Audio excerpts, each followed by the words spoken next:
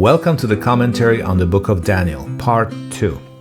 Today we're going to talk about chapter 7. Chapters 1 to 6 were straightforward. The second half of the book of Daniel, from chapter 7 on, is a little more complicated. It talks more about the last days and the final beast, the so-called AntiChrist. I'm going to refer to him as the beast because that's what the book of Daniel and Revelation call him. They use the term beast, and the Antichrist should be called the beast because after all, it's the mark of the beast, not the mark of the Antichrist. The term refers both to the person and to the country, kingdom, run by that beast ruler. So we will look at that and the whole chapter 7. Daniel had a vision of the four kingdoms of this earth, Babylon, Persia, Greece, and Rome, and then he saw the kingdom of Jesus take over. We already talked about those four empires in part 1. That was the dream of Nebuchadnezzar, and this time Daniel himself is getting a similar vision, showing him basically a short version of the history of the world. So I want to start by quickly looking at the symbolism of those kingdoms. So Babylon was portrayed as a lion, and today there's a continuation of Babylon, a successor, and that is England.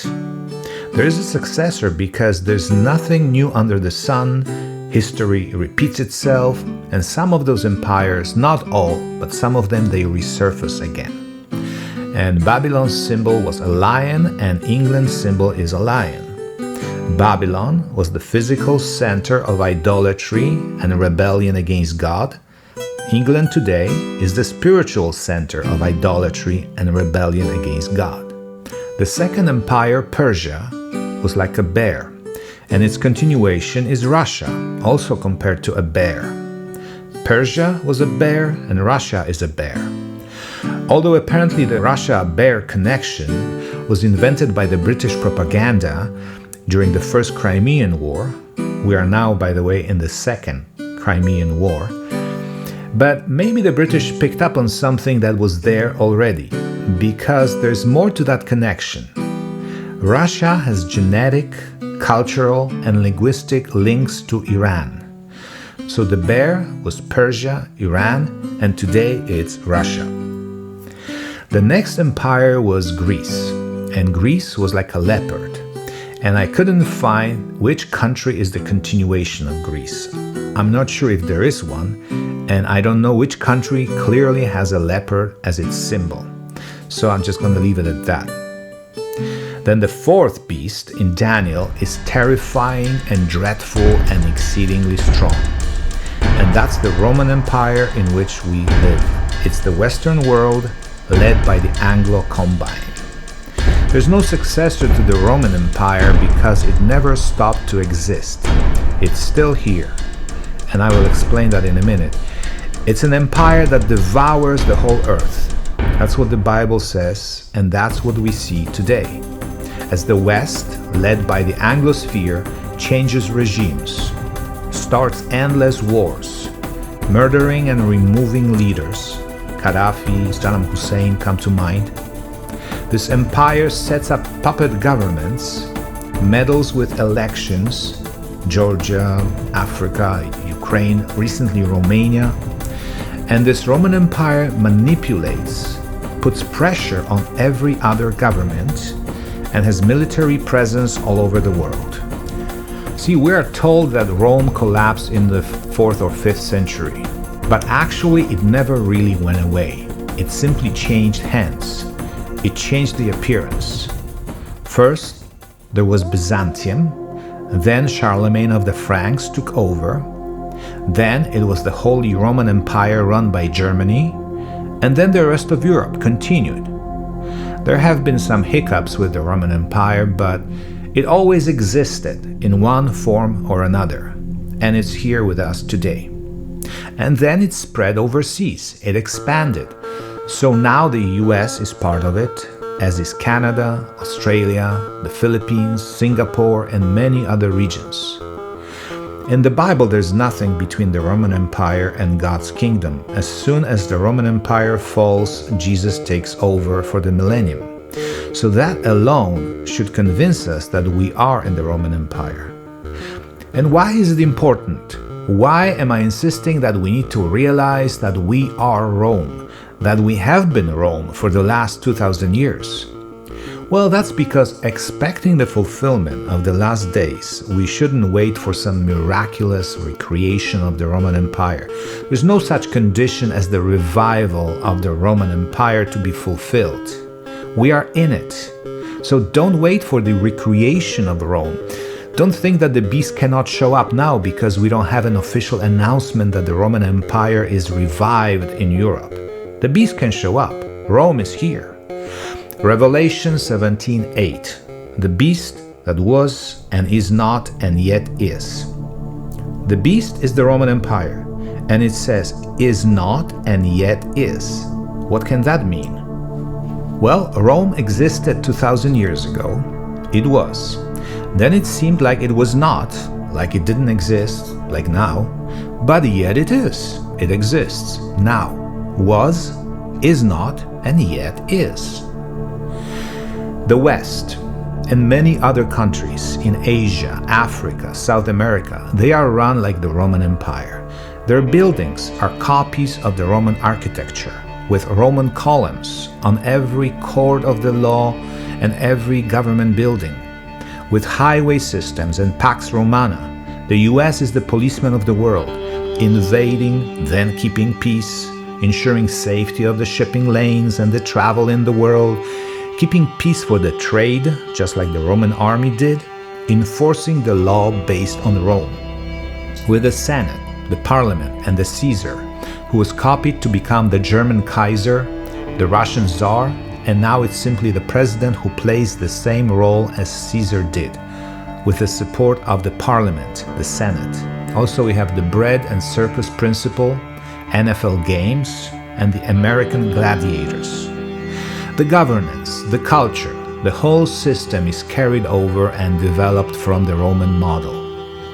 It's important to understand that. If we don't, then we fall for the two misconceptions which have been too common in the American eschatology.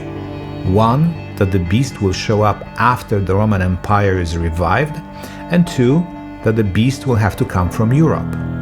Wrong on both counts. Christians wouldn't be ready to recognize the beast because they would be thinking that they need to wait for the Roman Empire to be revived. And the beast doesn't have to be European either. He's often portrayed as an Eastern European on top of that, as in the Left Behind movies. Of course, he could not be British or Danish. Those people are way too sophisticated, almost as nice as the Americans. But tell me, who looks more like the AntiChrist today? Putin or Obama? Putin or Trump? Or any other prominent US or Western politician? Which country is more likely to produce the beast? America or Russia? England or Romania? Zelensky aside, he's a puppet of the West. But who looks more like the future beast, Antichrist? Some Eastern European guy or King Charles of London, of the quintessential West? The beast can easily come from America or England or maybe the Middle East, because the Roman Empire today does include North America, Australia, even Japan, and other places outside of Europe. And originally, 2000 years ago, the Roman Empire included the whole Mediterranean region, and a lot of Middle East and North Africa too. Places such as where Saudi Arabia is today, where Turkey and Iraq are. So the beast could easily come from any of those regions. He could come from Kuwait. Moving on. Daniel 7:7. The beast had 10 horns. In this verse, the beast refers to the kingdom controlled by the beast. Other verses talk about the beast, a person, because the term beast describes both an empire and a person of the beast who controls that empire. So we have 10 horns. What are the 10 horns?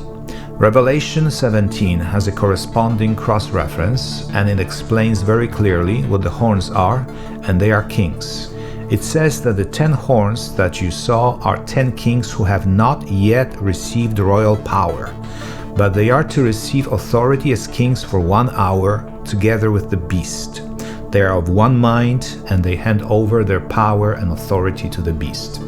So those 10 kings, 10 leaders, will gladly serve the beast for a short time, 1 hour. It's not an earthly hour, but it still sounds like it's a relatively short time. Jesus said in Revelation 3:10, "Because you have kept my word about patient endurance, I will keep you from the hour of trial that is coming on the whole world." This is most likely the same event, the hour of trial. How long is it? Well, it seems that whenever the Bible in the New Testament mentions 1 hour, it seems to refer not as much to the length of time as it describes the appointed time. That's how Jesus often used it. For example, he said, "I was with you day after day in the temple. You did not lay hands on me, but this is your hour." So we could say, this is your time. Also in Mark 6, it says, "His disciples came to him and said, 'This is a desolate place, and the hour is now late.'" So we could say the time is late, right? We could often substitute the word time for the word hour. The point is that saying that the kings will serve with the beast for 1 hour doesn't necessarily tell us how long it's going to be. It is about the appointed time. There will be a time of trial. Everybody will be tested. So we have 10 horns, 10 kings, and what about their kingdoms? One common idea is that the 10 leaders will be running 10 global regions of the earth. That kind of sounds like this idea came from the book 1984, when the whole world was divided into a few, I think 4 large political entities. And that is a strong possibility. Strangely enough, last December 2024, now it's January 2025, Trump suggested that Canada and Greenland and maybe Panama become part of the US.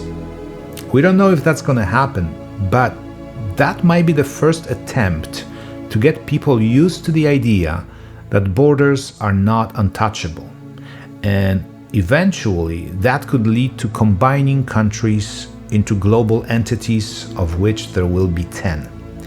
So Trump, by posting that, began to normalize the idea that we will have only 10 countries soon. Maybe. Personally, I think that the 10 leaders will be the leaders of the top 10 economies. It will be G7 plus 3.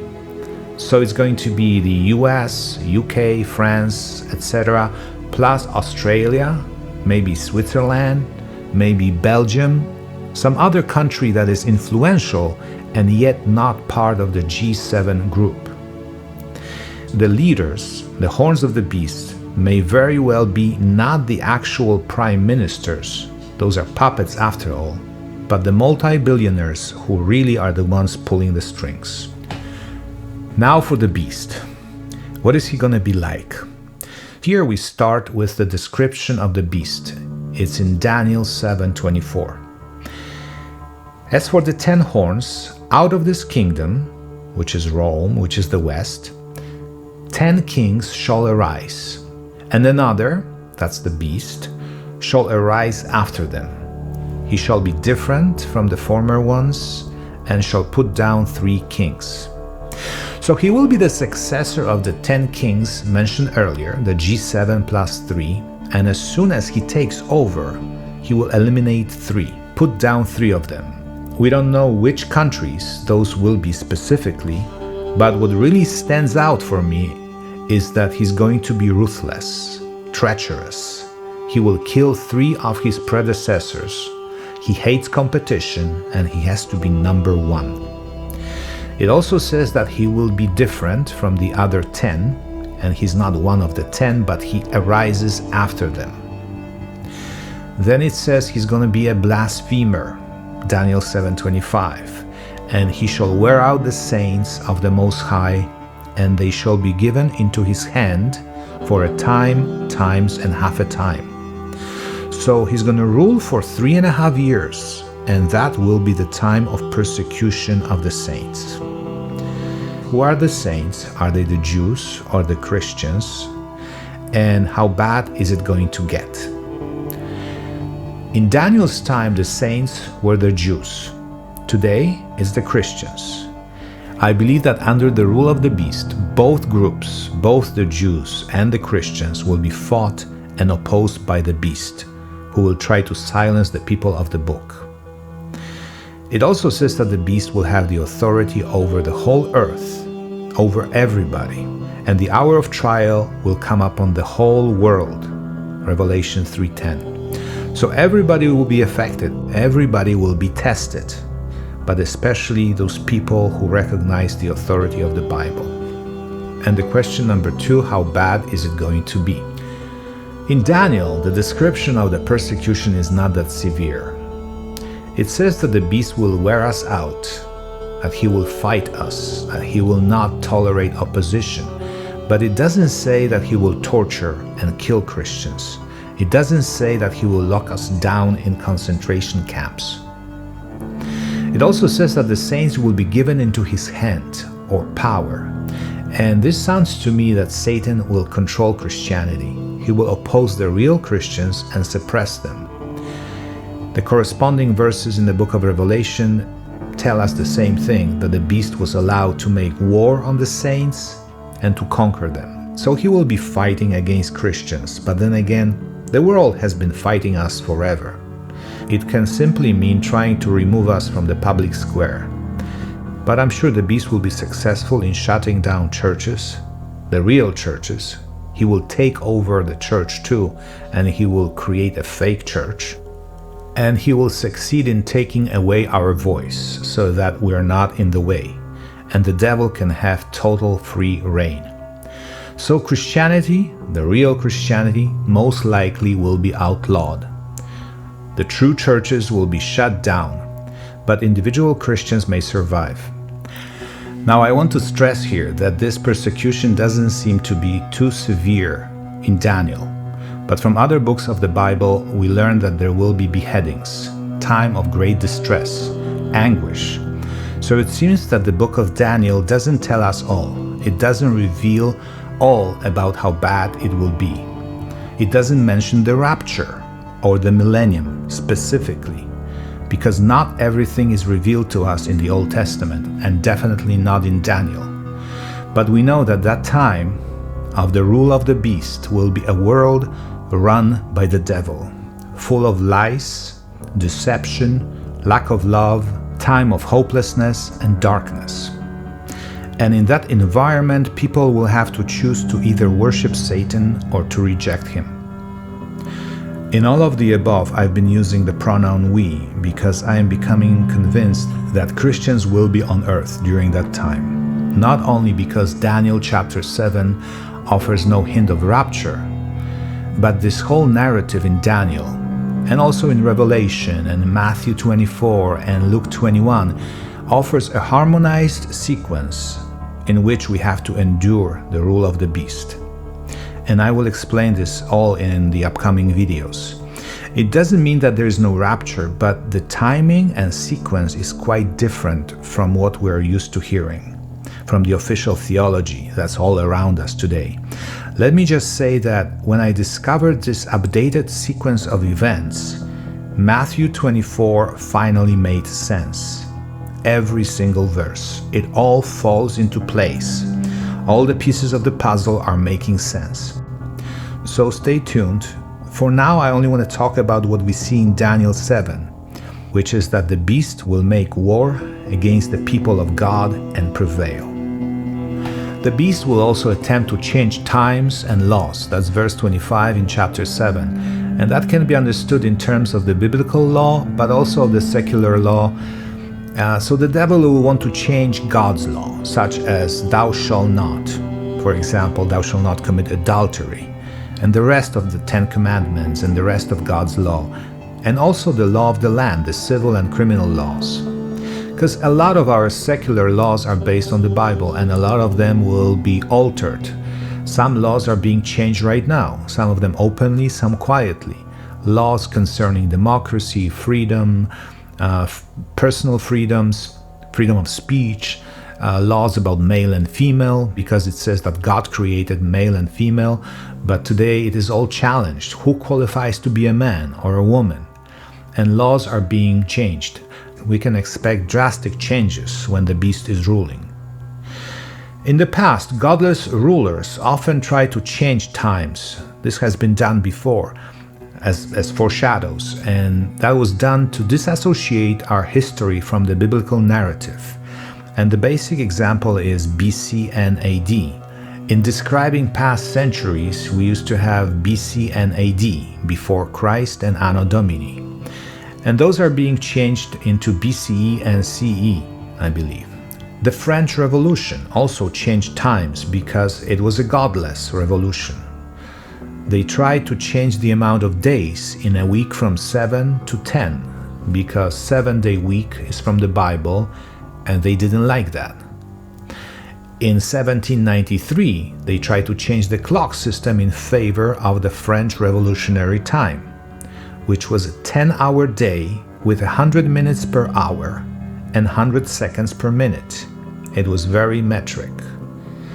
Christmas was abolished and the year 1792 became year 1. So basically it was about changing the calendar and the clock. And we will see changes like that again as the beast rules the world. After the beast rules for 3.5 years, God will have to step in and put an end to that. Today, a lot of people want to fight against these ungodly changes around us. They want to stop the Great Tribulation from happening. They want to bring back the good old days, make it great again, right? Democracy and Christianity, bring it back. Well, that will not happen. We cannot change the prophecy. We cannot win against the devil on our own. The Bible says that God will have to intervene. 7:21 clearly says that we win not by our human power, but by God's intervention. The good news is that in the end, we rule with Jesus. Daniel 7:22 says that judgment was given for the saints. This is judgment from God. It's not a crooked earthly court. Judgment was given for the saints of the Most High, and the time came when the saints possessed the kingdom. The meek shall rule the earth. That's the good news. Now, the last point I want to make is that one of those titles of the beast is a little horn. Why is he called little? I believe that's because he's inconspicuous, because you don't see him coming. And that's the thing with the devil. He convinces the world that he doesn't exist. So when he comes, people may not notice him, because he will look not all that powerful. He's little, a little horn. So maybe he will not look like the beast. So maybe he will not look like he comes with satanic powers. But we have to remember that he's still greater than his companions. Daniel 7:20, he seems greater than his companions, so he has a lot of power from Satan. Stay tuned for the rest of Daniel. We'll tackle the rest of the book of Daniel in the following weeks. Thank you for listening, and may the Lord richly bless you from Zion. Take care. Bye-bye.